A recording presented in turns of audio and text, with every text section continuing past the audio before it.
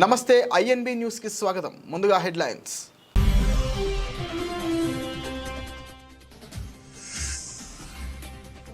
భారత్ దాడి నిజమే, మా స్థావరం ధ్వంసమైంది. పాక్ బండారం బయటపెట్టిన లష్కరే ఉగ్రవాది.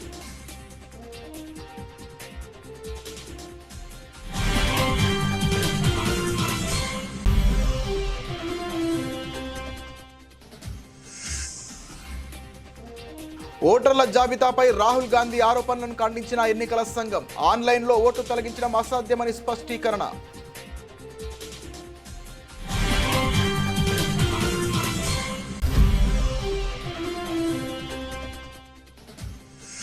ఆపరేషన్ సింధూర్, పాక్పై అర్ధరాత్రి దాడికి అసలు కారణం చెప్పిన సిడిఎస్ అనిల్ చౌహాన్. సామాన్య ప్రజల ప్రాణ నష్టం నివారించడానికే ఈ నిర్ణయం తీసుకున్నట్టు వెల్లడి.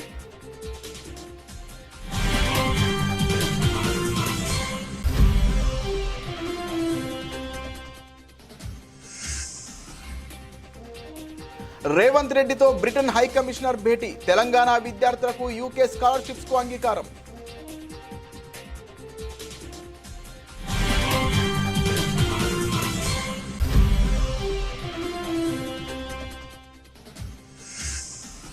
జీఎస్టీ 2.0 సంస్కరణలపై దేశంలోనే తొలి తీర్మానం చేసిన ఏపీ శాసనసభ. సంస్కరణలు దేశానికి గేమ్ చేంజర్ అని అభివర్ణించిన సీఎం చంద్రబాబు.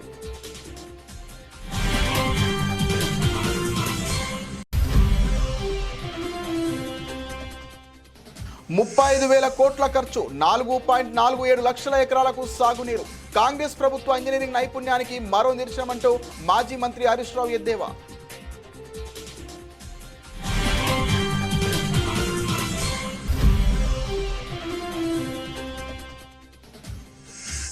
వైసీపీ ఎమ్మెల్సీలతో జగన్ సమావేశం. మండలిలో ప్రభుత్వాన్ని నిలదీయాలని దిశానిర్దేశం. ప్రజా సమస్యలపై గలం విప్పాలని సూచన.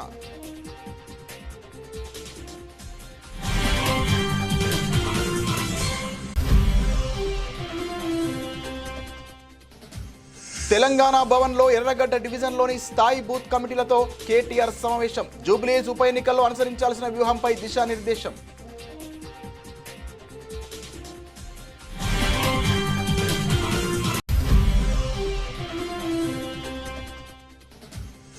విజయవాడ ఉత్సవ పేరుతో స్టాల్స్ నిర్వాహకుల నుంచి లక్షలు దండుకుంటున్నారు. ఆగ్రహం వ్యక్తం చేసిన మాజీ మంత్రులు పేర్ని నాని, వెల్లంపల్లి శ్రీనివాస్.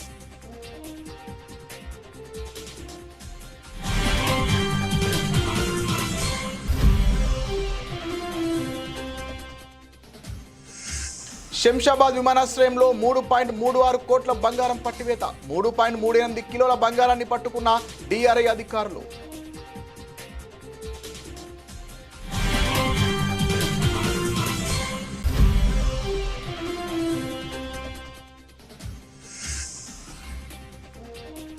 మోహన్ లాల్ వృషభ టీజర్ విడుదల. దీపావళి కానుకగా ప్రేక్షకుల ముందుకు రాబోతున్న చిత్రం.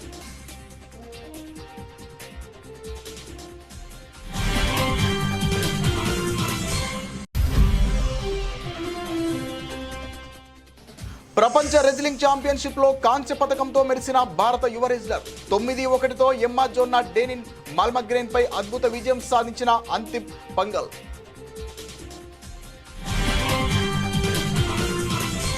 పాకిస్తాన్ కేంద్రంగా పనిచేస్తున్న ఉగ్రవాద సంస్థల గుట్టు ఒక్కొక్కటిగా రట్టవుతోంది. కొన్ని రోజుల క్రితం జైషే మహమ్మద్ జేఈఎం కమాండర్ భారత సైన్యం దాడుల గురించి నిజాలు వెల్లడించగా, తాజాగా లష్కరే తోయిబా ఎల్ఈటీ వంతు వచ్చింది. భారత సైన్యం జరిపిన ఆపరేషన్ సింధూర్ దాడిలో తమ ప్రధాన స్థావరం పూర్తిగా ధ్వంసమైందని లష్కరే కమాండర్ కాసిం స్వయంగా అంగీకరించడం సంచలనం సృష్టిస్తోంది. ఈ ఒప్పుకోలు వీడియో సోషల్ మీడియాలో వైరల్ కావడంతో పాకిస్తాన్ మరోసారి అంతర్జాతీయంగా ఇరకాటంలో పడింది. సోషల్ మీడియాలో విస్తృతంగా ప్రచారమవుతున్న ఒక వీడియోలో లష్కరే కమాండర్ కాసిం పాకిస్తాన్లోని మురిద్కేలో నిర్మాణంలో ఉన్న ఒక ప్రదేశం ముందు నిలబడి మాట్లాడాడు. భారత్ జరిపిన దాడిలో ధ్వంసమైన మర్కజ్ తైబా శిథిలాలపై తాను నిలబడి ఉన్నాను. దీని పునర్నిర్మాణ ప్రక్రియ కొనసాగుతోంది. దేవుడి దయతో ఈ మసీదును మునుపటి కంటే పెద్దదిగా నిర్మిస్తామని పేర్కొన్నారు. ఈ ఏడాది మే 7న జమ్మూ కాశ్మీర్లోని పహల్గామ్లో ఉగ్రవాదులు 26 మంది పౌరులను హతమార్చిన ఘటనకు ప్రతీకారంగా భారత సైన్యం ఆపరేషన్ సింధూర్ పేరిట పాకిస్తాన్ పీఓకే లేని 9 ఉగ్ర స్థావరాలపై ఏకకాలంలో దాడులు జరిపింది. ఇందులో భాగంగానే మురిద్కేలోని లష్కరే ప్రధాన కార్యాలయాన్ని ధ్వంసం చేసింది. అయితే ఆ భవనాన్ని ఉగ్రవాద సంస్థ ఇకపై ఉపయోగించడం లేదని పాకిస్తాన్ బుకాయించే ప్రయత్నం చేసింది. ఓటర్ల జాబితాలో అవకతవకలు జరుగుతున్నాయంటూ కాంగ్రెస్ నేత రాహుల్ గాంధీ చేసిన ఆరోపణలను కేంద్ర ఎన్నికల సంఘం తీవ్రంగా ఖండించింది. ఈ ఆరోపణలు పూర్తిగా నిరాధారమైనవని, అవాస్తవమని స్పష్టం చేసింది. ప్రజలను తప్పుదోవ పట్టించేలా రాహుల్ మాట్లాడుతున్నారని ఈసీ వ్యాఖ్యానించింది. ఈ మేరకు ఎన్నికల సంఘం ఓ ప్రకటన విడుదల చేసింది. ఆన్లైన్ విధానంలో ఓట్లను నేరుగా తొలగించడం సాధ్యం కాదని తేల్చి చెప్పింది. ఓటరు వ్యక్తిగతంగా దరఖాస్తు చేసుకుని క్షేత్రస్థాయి విచారణ పూర్తయ్యాకే జాబితా నుండి పేరును తొలగించడం జరుగుతుందని వివరించింది. ఈ ప్రక్రియ లేకుండా ఓట్లను తొలగించడం కుదరదని స్పష్టం చేసింది. కర్ణాటకలోని అలంద్ నియోజకవర్గంలో ఓట్ల తొలగింపు జరిగిందన్న రాహుల్ ఆరోపణలపై కూడా ఈసీ స్పందించింది. వాస్తవానికి 2023లో ఆ నియోజకవర్గంలో జరిగిన అక్రమాలను గుర్తించి బయటపెట్టిందే తామని గుర్తు చేసింది. ఓట్ల తొలగింపునకు కొందరు ప్రయత్నించిన ఘటనపై తామే స్వయంగా కేసు నమోదు చేయించి ఎఫ్ఐఆర్ దాఖలు చేశామని తెలిపింది.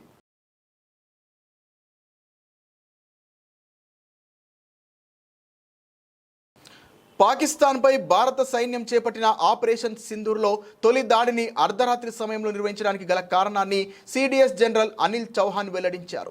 సామాన్య పౌరులకు ఎలాంటి హాని జరగకూడదన్న ఏకైక ఉద్దేశంతోనే ఈ వ్యూహాత్మక నిర్ణయం తీసుకున్నామని ఆయన స్పష్టం చేశారు. జార్ఖండ్లోని రాంచీలో పాఠశాల విద్యార్థులతో ఆయన ముచ్చటించారు. ఈ సందర్భంగా ఆయన మాట్లాడుతూ సామాన్య పౌరుల ప్రాణ నష్టాన్ని నివారించేందుకే మే 7వ తేదీన అర్ధరాత్రి 1 గంటకు తొలిసారి దాడి జరిపామని తెలిపారు. రాత్రి వేళ సుదూర లక్ష్యాలను అత్యంత ఖచ్చితత్వంతో ఛేదించడానికి ప్రత్యేక నైపుణ్యాలు, ప్రయత్నాలు అవసరమవుతాయని ఆయన వివరించారు. ఈ కార్యక్రమంలో విద్యార్థులను ఉద్దేశించి ఆయన ఇంకా మాట్లాడుతూ సైన్యంలో బంధుప్రీతికి ఎంత మాత్రం తావులేదని అన్నారు. దేశానికి సేవ చేయాలన్నా, దేశ విదేశాలు చుట్టి రావాలన్నా మీరు సైన్యంలో చేరాలని విద్యార్థులకు పిలుపునిచ్చారు. ఆపరేషన్ సింధూర్ ఇంకా కొనసాగుతోందని ఆయన తెలియజేశారు. पहली चीज़ है, बाकी सब आपने पढ़ा हुआ होगा, काफ़ी विश्लेषण हो चुका है, अखबारों में है. हमने जो है 7 तारीख को जो टेररिस्ट टारगेट्स 9 चुने थे, उनको हमने रात के 1 बजे लेकर के 1:30 बजे के बीच में स्ट्राइक किया. आपको पता है इसके पहले बालाकोट के ऑपरेशन हुए थे, और बालाकोट के ऑपरेशन हम कहते रह गए कि ये हमने मारे हैं, सक्सेसफुल हैं, लेकिन एविडेंस या इस तरह की सैटेलाइट इमेजरी या फोटोग्राफ नहीं थे. लेकिन अब जो हम कर रहे थे, रात के 1:30 बजे क्यों किया हमने? 1 बजे, वो तो सबसे अंधेरा होता है, सबसे मुश्किल होगा सैटेलाइट इमेजरी लेना, उसकी फोटोग्राफ लेना, एविडेंस कलेक्ट करना.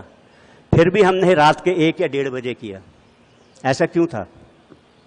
ऐसा 2 कारणों से था. एक तो हमें अपनी क्षमताओं के, अपनी कैपेबिलिटीज़ के ऊपर भरोसा था कि रात में भी करेंगे तो रात में भी उसकी इमेजरी ले सकते हैं. और दूसरा इंपॉर्टेंट चीज़ ये थी कि हम लोग सिविलियन कैजुअलिटीज़ जो है अवॉइड करना चाहते थे. सबसे बेहतर समय होता 5:30-6 बजे का टाइम, जबकि उजाला होना शुरू हो जाता है. बट वो टाइम जो है पहली अजान या पहली नमाज का भी होता है. तो उस टाइम उसी भावलपुर में, मुरीदके में इस तरह का चहल पहल शुरू हो गई होती तो काफ़ी सारे सिविलियंस मारे जाते. हो सकता है वो टेररिज्म के साथ उनका कनेक्शन हो ना हो, तो हम लोग वो चीज़ अवॉइड करना चाहते थे कम्प्लीटली. इसीलिए जो समय जो है हमने 1 से 1:30 बजे का चुना. 7 तारीख తెలంగాణ విద్యార్థులకు ఉన్నత విద్యను మరింత చేరువ చేసే దిశగా రాష్ట్ర ప్రభుత్వం ఒక ముఖ్యమైన ముందడుగు వేసింది. యూకే ప్రభుత్వం అందించే చెవెనింగ్ స్కాలర్షిప్స్ను రాష్ట్రంలోని ప్రతిభావంతులైన విద్యార్థులకు అందజేయడానికి బ్రిటన్ అంగీకరించింది. ముఖ్యమంత్రి రేవంత్ రెడ్డితో జరిగిన సమావేశంలో భారత British high commissioner Lindy Cameron ఈ హామీ ఇచ్చారు. గురువారం జూబ్లీహిల్స్లోని ముఖ్యమంత్రి నివాసంలో ఈ సమావేశం జరిగింది. కో ఫండింగ్ ప్రాతిపదికన ఈ స్కాలర్షిప్స్ను అందించడానికి ఆమె సుముఖత వ్యక్తం చేశారు. ఈ సమావేశంలో రాష్ట్రంలో విద్య, అభివృద్ధి, పెట్టుబడులకు సంబంధించిన పలు కీలక అంశాలపై చర్చించారు. తెలంగాణలో ప్రభుత్వం తీసుకురానున్న నూతన విద్యా విధానం ముసాయిదాను ముఖ్యమంత్రి రేవంత్ రెడ్డి బ్రిటిష్ హై కమిషనర్కు వివరించారు. రాష్ట్రంలోని ప్రభుత్వ ఉపాధ్యాయులు, ప్రొఫెసర్ల నైపుణ్యాలను మెరుగుపరచడానికి ప్రత్యేక శిక్షణ కార్యక్రమాలను ఏర్పాటు చేయాలని ముఖ్యమంత్రి కోరారు. దీనికి లిండీ కామెరాన్ సానుకూలంగా స్పందించారు. అనంతరం రాష్ట్రంలో పెట్టుబడులకు ఉన్న అవకాశాలను ముఖ్యమంత్రి వివరించారు. ముఖ్యంగా ప్రభుత్వం ప్రతిష్టాత్మకంగా చేపడుతున్న మూసీ రివర్ ఫ్రంట్ అభివృద్ధి ప్రాజెక్టులో బ్రిటిష్ కంపెనీలు భాగస్వాములు కావాలని ఆయన ఆహ్వానించారు. ముఖ్యమంత్రి రేవంత్ రెడ్డి చేసిన ప్రతిపాదనలన్నిటికీ British high commissioner Lindy Cameron సానుకూలంగా స్పందించినట్లు ప్రభుత్వ వర్గాలు తెలిపాయి. ఈ సమావేశంలో తెలంగాణ, బ్రిటన్ మధ్య ద్వైపాక్షిక సంబంధాలు మరింత బలపడతాయని భావిస్తున్నారు. జీఎస్టీ విధానంలో కేంద్ర ప్రభుత్వం ప్రతిపాదించిన నూతన సంస్కరణలను స్వాగతిస్తూ ఆంధ్రప్రదేశ్ శాసనసభ కీలక తీర్మానం చేసింది. జీఎస్టీ 2.0 సంస్కరణలకు మద్దతుగా తీర్మానం చేసిన తొలి రాష్ట్రంగా ఏపీ నిలిచింది. ఈ తీర్మానంపై ముఖ్యమంత్రి చంద్రబాబు మాట్లాడుతూ ఈ సంస్కరణలు దేశ ఆర్థిక వ్యవస్థలో ఒక గేమ్ చేంజర్గా నిలుస్తాయని అభివర్ణించారు. కేంద్రం తీసుకున్న ఈ నిర్ణయం ప్రజలకు దసరా, దీపావళి పండుగలను ముందుగానే తీసుకువచ్చిందని ఆయన హర్షం వ్యక్తం చేశారు. ఈ సందర్భంగా చంద్రబాబు మాట్లాడుతూ గతంలో దేశంలో పన్నుల వ్యవస్థ అత్యంత సంక్లిష్టంగా ఉండేదని గుర్తు చేశారు. సిఎస్టీ, వ్యాట్ వంటి 17 రకాల పన్నులు, 13 రకాల సెస్లు, సర్ఛార్జీలతో ప్రజలు, వ్యాపారులు తీవ్ర ఇబ్బందులు పడేవారని అన్నారు. ఒక దేశం ఒకే పన్ను అనే నినాదంతో ప్రధాని మోదీ తెచ్చిన జీఎస్టీ ఇప్పుడు 2 స్లాబ్లతో మరింత సరళతరంగా మారిందని ప్రశంసించారు. మొట్టమొదటిసారిగా 2000 వాజ్పేయి గారు ప్రధానమంత్రిగా ఉన్నప్పుడు జీఎస్టీ తీసుకురావాలని ఆలోచన చేశారు. ఆ తర్వాత వచ్చిన గవర్నమెంట్ ఏం పట్టించుకోకపోతే మొట్టమొదటిసారిగా నరేంద్ర మోడీ గారు ప్రధానమంత్రి అయిన తర్వాత ఇప్పటికి కూడా జ్ఞాపకం, ఆ రోజు అరుణ్ జైట్లీ గారు ఫైనాన్స్ మినిస్టర్, ఆయన అందరితో మాట్లాడి అవసరమైతే మీకు నష్టం వస్తే నష్టం కూడా మేము భర్తీ చేస్తామని చెప్పి కన్విన్స్ చేసి మొట్టమొదటిసారిగా జీఎస్టీ తీసుకొచ్చారు. ఆ జీఎస్టీ వచ్చిన తర్వాత దిశ ఒక గేమ్ చేంజర్గా తయారైంది. అవన్నీ నేను చూపిస్తాను. ఈరోజు నెక్స్ట్ రిఫార్మ్ జీఎస్టీ 2వ రిఫార్మ్ తీసుకొచ్చారు. ఇది మీరు ఒకసారి చూస్తే నాకు ఏమాత్రం అనుమానం లేదు. నేను ఎప్పుడు కూడా దేశ రిఫార్మ్ అంటే నేను ముందుంటాను. అది నా జీవితంలో ఇప్పుడే కాదు, మొట్టమొదటి ఒక ఆర్థిక సంస్కరణలన్నా, ట్యాక్స్ రిఫార్మ్స్ అన్నా, టెక్నాలజీ రిఫార్మ్స్ అన్నా నేను ముందుంటాను. చాలాసార్లు ఒక విషయం చెప్పాను, మనందరం గుర్తుపెట్టుకోవాల్సింది, అభివృద్ధి జరిగితే సంపద సృష్టించబడుతుంది. సంపద సృష్టిస్తే ప్రభుత్వానికి ఆదాయం వస్తుంది. ఆదాయం వస్తే ఆ ఆదాయంతో సంక్షేమం, మళ్ళీ అభివృద్ధి చేయడానికి అవకాశాలు వస్తాయి. మొన్న ఢిల్లీ మీటింగ్లో కూడా నేను చాలా స్పష్టంగా చెప్పాను, ఎవరైతే సంపద సృష్టించలేరో వాళ్లకు సంక్షేమం ఇచ్చే అధికారం కూడా లేదు. అప్పులు చేసి సంక్షేమ కార్యక్రమాలు ఇస్తే అది. కాంగ్రెస్ ప్రభుత్వం భారీ వ్యయంతో నిర్మించి తలపెట్టిన ప్రాణహిత చేవల్ల ప్రాజెక్టుపై బీఆర్ఎస్ ఎమ్మెల్యే హరీష్ రావు విమర్శలు గుప్పించారు. మేడిగడ్డ నుంచి మల్లన్న సాగర్ ప్రాజెక్టు మొత్తం ఖర్చు 84,000 కోట్లు అయితే కేవలం తమ్మిడిహెట్టి నుంచి ఎల్లంపల్లి వరకు చేపట్టే ప్రాణహిత చేవెళ్లకు 35,000 కోట్లు వెచ్చిస్తున్నారని చెప్పారు. 35,000 కోట్లు ఖర్చు చేసి కేవలం 4.47 లక్షల ఎకరాలకు సాగునీరు ఇవ్వాలనే ఆలోచన అద్భుతం, అమోఘమని ఎద్దేవా చేశారు. కాంగ్రెస్ ప్రభుత్వ ఇంజనీరింగ్ నైపుణ్యానికి ఇది మరో నిదర్శనమని ధ్వజమెత్తారు. కాళేశ్వరం ప్రాజెక్టుతో పోల్చితే 3వ వంతు ఖర్చు చేస్తూ 10వ వంతు ఎకరాలకు కూడా నీళ్లు ఇవ్వడని మండిపడ్డారు.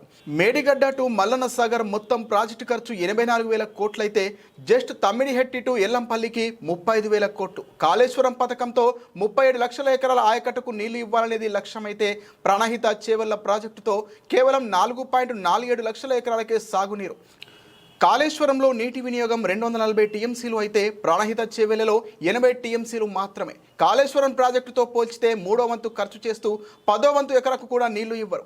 35,000 కోట్లు ఖర్చు చేసి కేవలం 4.47 లక్షల ఎకరాలకు సాగునీరు ఇవ్వాలనే ఆలోచన అద్భుతం, అమోఘం. కాంగ్రెస్ ప్రభుత్వ ఇంజనీరింగ్ నైపుణ్యానికి ఇది మరో నిదర్శనం. ఇది కదా అసలైన మార్పు అంటే అంటూ మాజీ హరీష్ రావు విమర్శలు గుప్పించారు.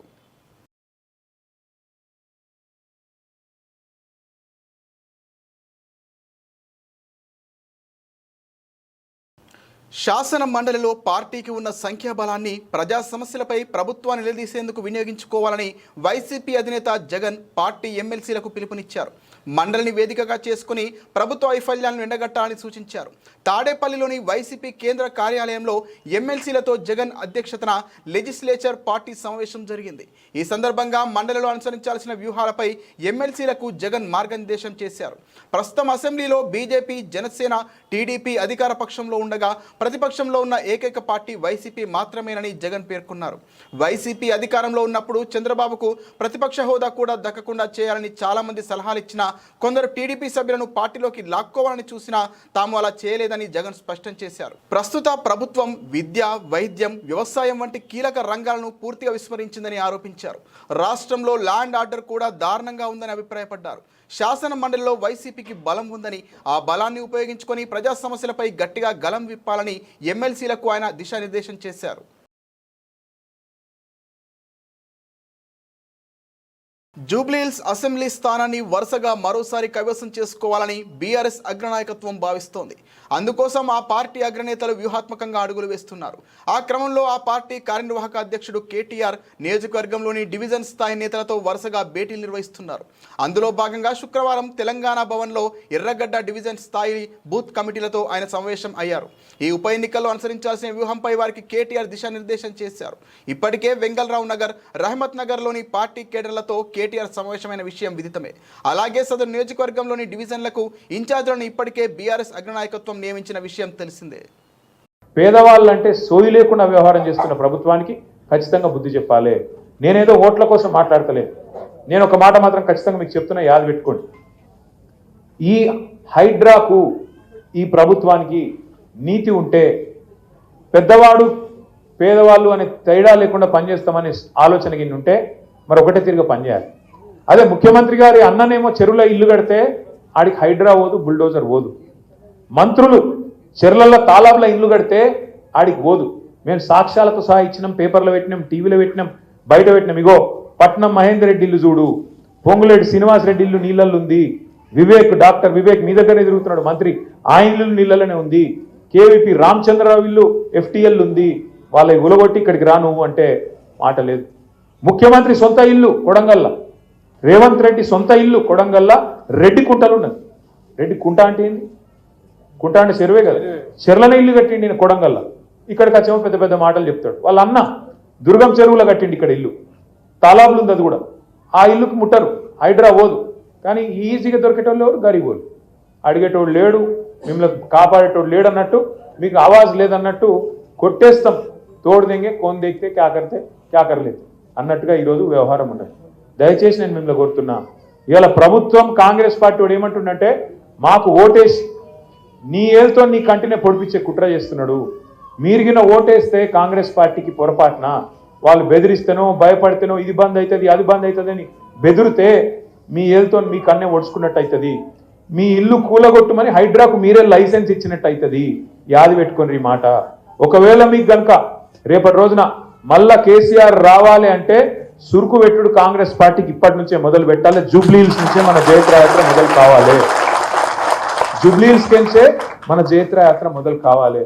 లేకపోతే ఈ కాంగ్రెస్ పార్టీ మామూలు పార్టీ కాదు. విజయవాడ కనకదుర్గమ్మ నవరాత్రి ఉత్సవాల విశిష్టతకు భంగం కలిగించేలా అధికార తెలుగుదేశం నేతలు వ్యవహరిస్తున్నారని వైఎస్ఆర్సీపీ నేతలు మండిపడ్డారు.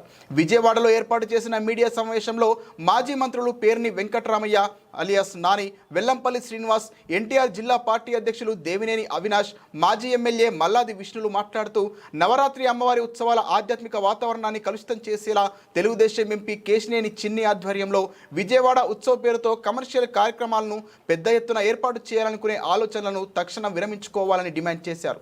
గొడుగుపేట వెంకటేశ్వర స్వామి ఆలయ భూముల్లో భారీగా ఏర్పాటు చేస్తున్న ఈ ఉత్సవ ముసుగులో టీడీపీ నేతలు తమ దోపిడీకి రంగం సిద్ధం చేసుకున్నారని ఆగ్రహం వ్యక్తం చేశారు.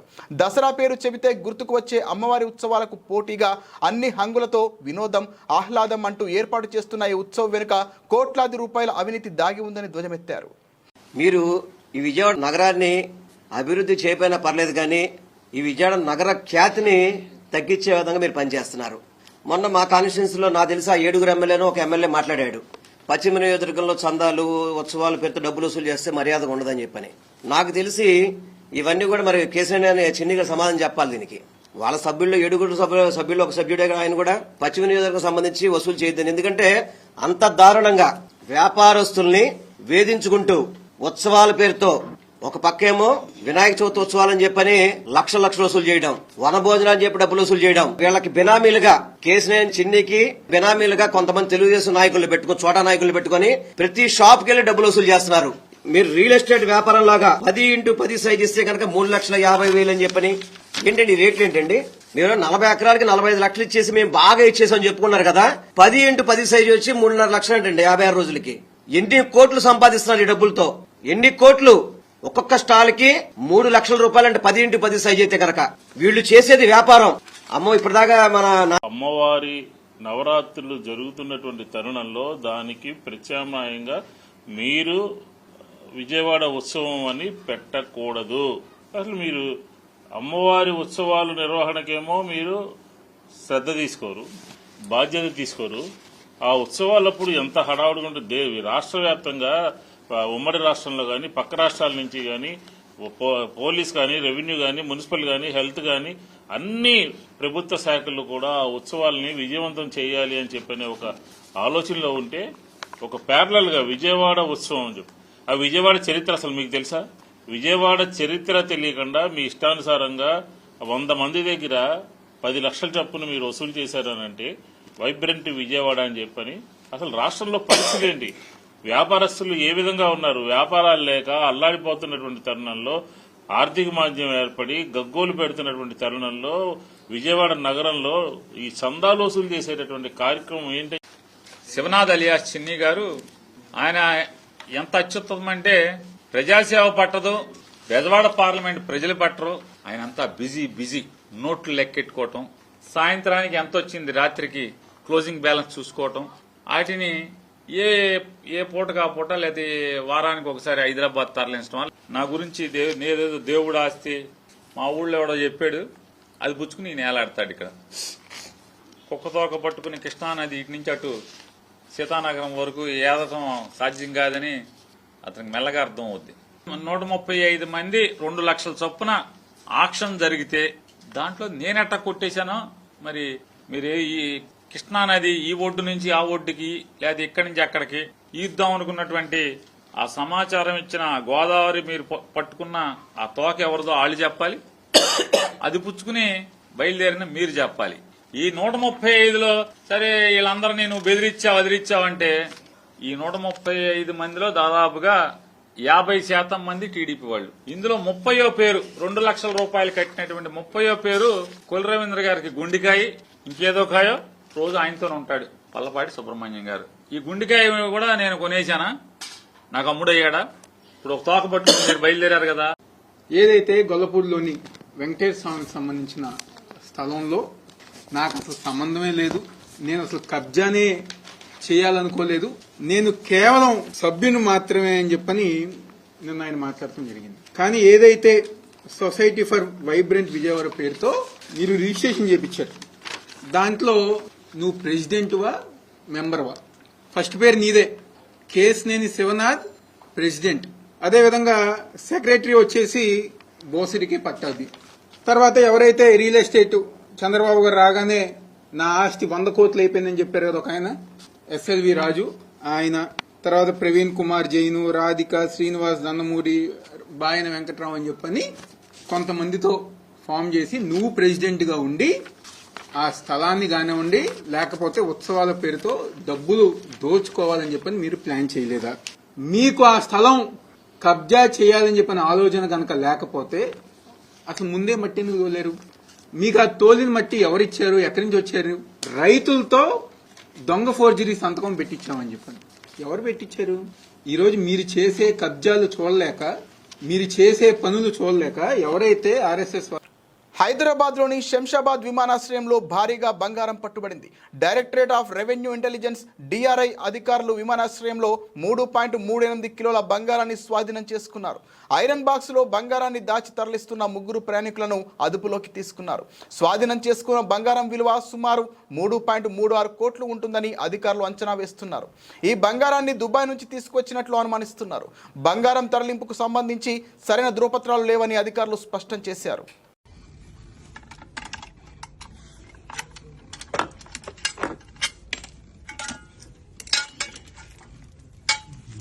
Open it and show. How many pieces are there?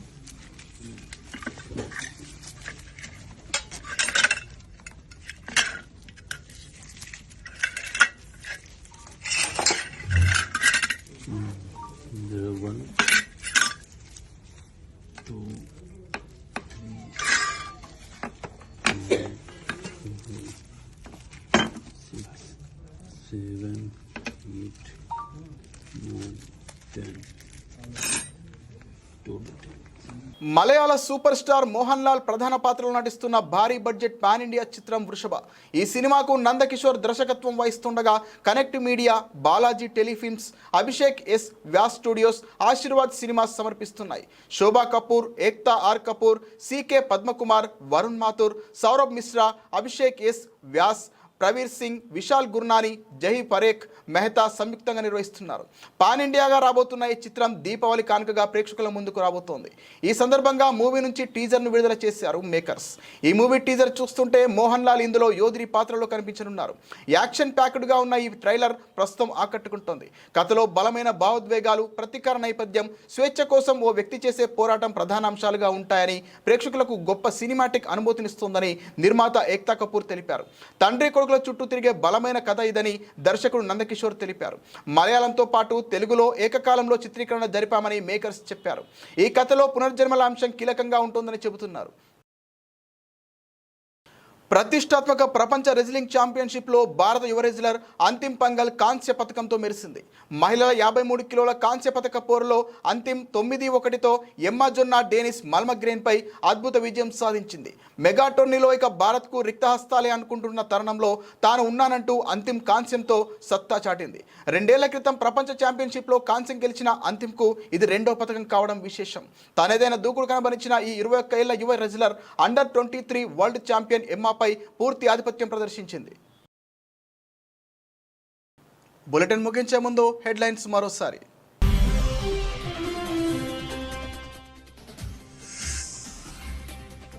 Bharat దాడి నిజమే, మా స్థావరం ధ్వంసమైంది. పాక్ బండారం బయటపెట్టిన లష్కరే ఉగ్రవాది.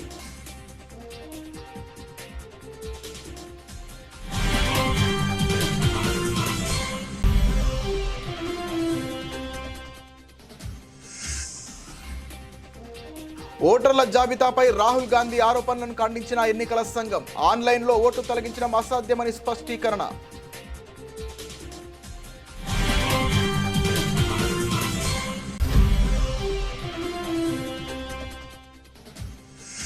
ఆపరేషన్ సింధూర్, పాక్పై అర్ధరాత్రి దాడికి అసలు కారణం చెప్పిన సిడిఎస్ అనిల్ చౌహాన్. సామాన్య ప్రజల ప్రాణ నష్టం నివారించడానికే ఈ నిర్ణయం తీసుకున్నట్టు వెల్లడి.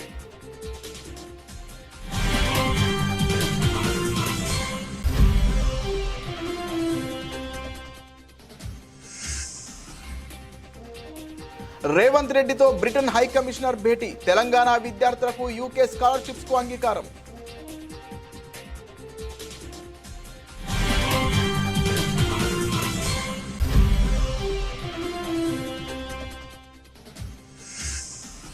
జీఎస్టీ 2.0 సంస్కరణలపై దేశంలోనే తొలి తీర్మానం చేసిన ఏపీ శాసనసభ. సంస్కరణలు దేశానికి గేమ్ చేంజర్ అని అభివర్ణించిన సీఎం చంద్రబాబు.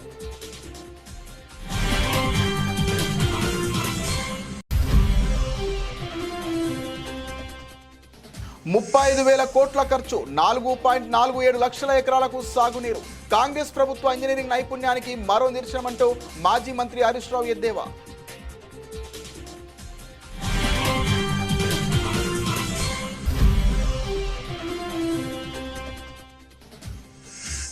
వైసీపీ ఎమ్మెల్సీలతో జగన్ సమావేశం. మండలిలో ప్రభుత్వాన్ని నిలదీయాలని దిశానిర్దేశం. ప్రజా సమస్యలపై గలం విప్పాలని సూచన.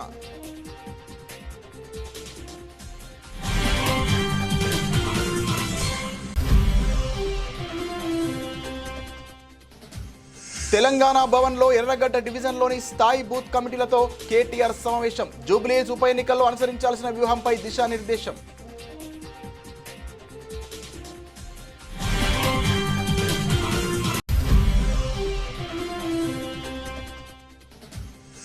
విజయవాడ ఉత్సవ పేరుతో స్టాల్స్ నిర్వాహకుల నుంచి లక్షలు దండుకుంటున్నారు. ఆగ్రహం వ్యక్తం చేసిన మాజీ మంత్రులు పేర్ని నాని, వెల్లంపల్లి శ్రీనివాస్.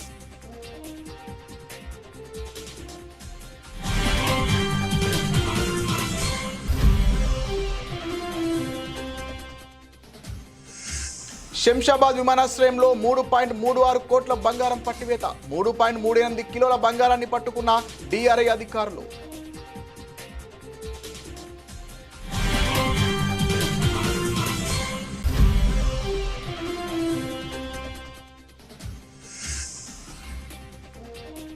మోహన్ లాల్ వృషభ టీజర్ విడుదల. దీపావళి కానుకగా ప్రేక్షకుల ముందుకు రాబోతున్న చిత్రం.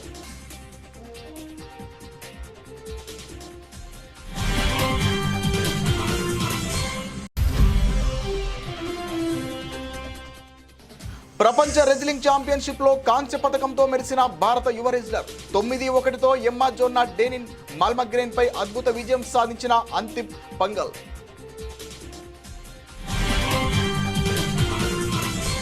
ఇది ఇవాల్టి బులెటిన్. మరిన్ని వార్తల సమాహారంతో మళ్ళీ కలుద్దాం. నమస్తే.